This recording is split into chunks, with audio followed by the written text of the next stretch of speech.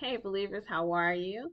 So, tonight we're going to be going over Genesis 38. But before we get into it, I just want to thank you guys for coming along with me in my journey to read the Bible from Genesis to Revelation. It's been a great experience thus far, and I really enjoyed this time with you guys. Look at us, we're growing together spiritually. We're learning about the scriptures, and as we learn about the scriptures, we're incorporating godly wisdom into our lives that we can apply to our own walk, right, with God. And we're growing in our faith, and most importantly, we're getting closer to God, right? So, and that's what it's all about. So, Genesis 38 stops in the biblical account of Joseph and details Judah's life after separating from his family. So, we don't know why Judah decided to separate from his brothers, but he makes this decision that leads to a period where Judah just runs into problem after problem, from making bad choices and avoiding following God's commands. And believers, if you ever want to have a dark period in your life, live out of obedience with God's commands. That'll do it.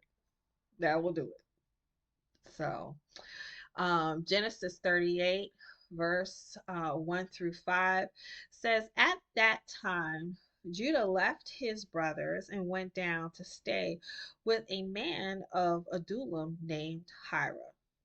There, Judah met the daughter of a Canaanite man named Shoa. He married her and made love to her. She became pregnant and gave birth to a son who was named She conceived again and gave birth to a son named Onan. She gave birth to still another son and named him Shelah. It was at Kezib that she gave birth to him. So we can consistently see the presence of pagans around Abraham's lineage. The people of God were always decreased by the negative influence of this culture, right? So, right off the bat, we see um, in Genesis that they were decreased in peace because there was warring going on, right? Their obedience to God was definitely decreased. We saw that. I mean, because pagans are idolatrous and they have a slew of ungodly behaviors that they have incorporated into their culture. Um, and, there was an increase of family problems whenever there was intermarrying between these two cultures. So, we have to learn as believers to live life um, in the world and not be of the world. And so we can see the importance of that um, throughout the detailed interactions between the people of God and the pagan culture, and all the negative interactions that come from them dealing with these people in close fellowship. And we can definitely apply that to the present day in our own lives, right? So, and we see examples of this. Thus far, we covered the situation that happened between Abraham and Hagar and his family, and the problems between his wife Sarah and Hagar. And then we also saw the problems that came with Esau marrying Canaanite women, and the problems, all the problems that happened within his family. So as a believer, your desire to live a holy life, an obedient life to God, is always going to conflict. Always going to conflict with worldly people and their own personal agendas and self-serving lifestyles. We're living life for God, and they're living life for themselves and for the world. So it's not gonna work out well, um, in the long run. So verses 6 through 7, we see Judah got a wife for his firstborn, and her name was Tamar. But Judah's firstborn, was wicked in the Lord's sight. So the Lord put him to death. So he leads him down the same road of mistakes he made by choosing a pagan wife for him. Sometimes we can see problems that run in families generationally that are all learned and adopted from the culture of worldly individuals. And things situations like choosing bad mates and bad fellowship, sexual immorality, many times comes from dealing with worldly people and their culture, because they live, let's face it, to satisfy their own fleshly desires, you know. Um, and then, alcoholism, substance abuse, violence are all negative behaviors that can be adopted into your life and in the life of your children, because your children are watching you, and they're going to model whatever they see before them. So we have to keep that in mind when we're keeping close ties with people in the world. It's just a slew of other ungodly behaviors that can come from this type of negative fellowship. So no matter how blessed you are, and we know the people of God were blessed, but no matter how blessed you are, you can sabotage your own future and your own blessings by incorporating these type of negative behaviors and adopting, things that you've learned from uh, the world into your life. No one knows what did to have been found wicked in the eyes of God. We just don't know. But we know that it has to be pretty bad to have been put to death. Remember the scripture that says the wages of sin is death. So, and we definitely see that played out here. And keep in mind that Judah's lineage is seen as a possible one to receive the blessing and the inheritance at this point, since his older brothers were found to be unfit by their sinful actions. Remember Levi and Simeon and the massacre in Shechem that canceled them out. And then Reuben, we just covered, who had relations with one of his father's wives, canceled him out. So the next in line at this time is Judah and his lineage, right? And so his lineage becomes very important, which means, God is fully present in their lives and he knows all and he sees all, believers. We can apply that to our lives. God is watching us. We might think we do things in secret, but there's nothing that we can hide from God.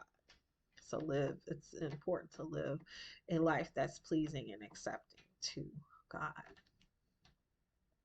Verses 8 through 10, Onan's refusal to raise up offspring for Tamar. So Judah said to Onan, sleep with your brother's wife and fulfill your duty to her as a brother-in-law to raise up offspring for your brother. But Onan knew that the child would not be his. So whenever he slept with his brother's wife, he spilled his semen on the ground to keep from providing offspring for his brother. What he did was wicked in the Lord's sight. So the Lord put him to death also. The request of Onan to assume the role of husband and to provide an heir was done according to the custom in the Levirate marriage, which is seen in Deuteronomy 25, verses 5 through 10. If a man died before providing sons to his wife, it was the duty of his brothers to marry her and give her sons. The child was considered the sons of the brother who died. however. And this was done so that the dead brother's name would be carried on. While reading this, I considered the possible reasons why Onan did not want to help produce a child for his brother. The first one is, if he should give an heir to his brother, that child would be in line to possibly receive the blessing and the inheritance, and he would also have to support that child. So those are possible reasons, but we don't know. So why Onan decided that he did not want to help with his obligation as a brother-in-law to produce an heir. So verse 11, Judah's unfair dealings with Tamar. Judah then said to his daughter-in-law Tamar, "Live as a widow in your father's household until my son Shelah grows up, for he thought he may die too, just like his brothers." So Tamar went to live in her father's household. So Judah did not want to give his last son as a husband to Tamar. God already judged two of her previous husbands. So Judah vowed he would not give Shelah as a husband to Tamar as custom and righteous command, but instead lied to her to avoid having to provide his only son left as a husband for her. Judah's fears of losing another son to Tamar, somehow attributing their deaths to her, but it was not detailed in the Bible if he sought God for this matter. Did he pray and seek God's insight on this? How many of us have falsely attributed an occurrence or a situation that had nothing to do with the outcome that we had experienced? We falsely attributed a person or situation, you know, to something that happened to us when it was really, not true. I definitely have had that happen to me in my lifetime. So, a lot of times we will blame God or other people for situations that was, you know, not true.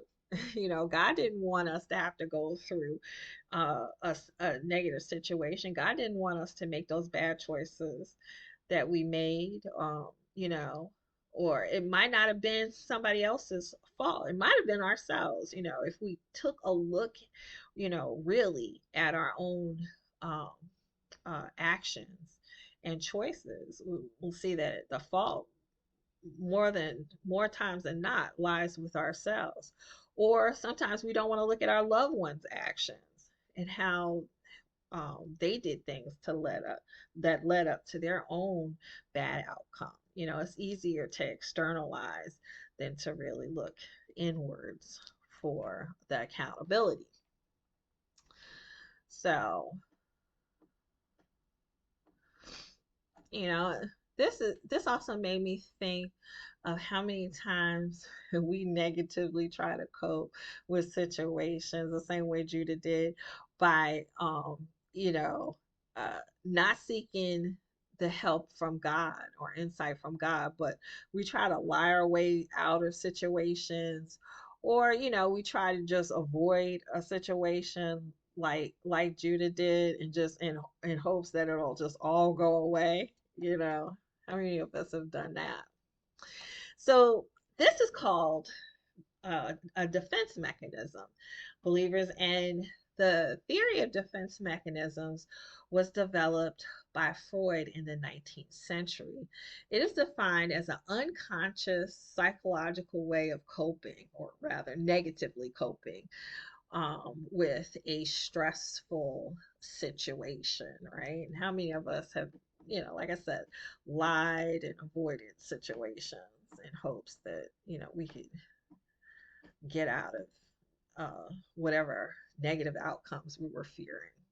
So, so anyway, Judah links Tamar to the deaths of his sons and decides that he's going to be disobedient to God's command. So next week we're going to see how this all plays out um, for Judah and the situation, and what's going to be Tamar's reaction.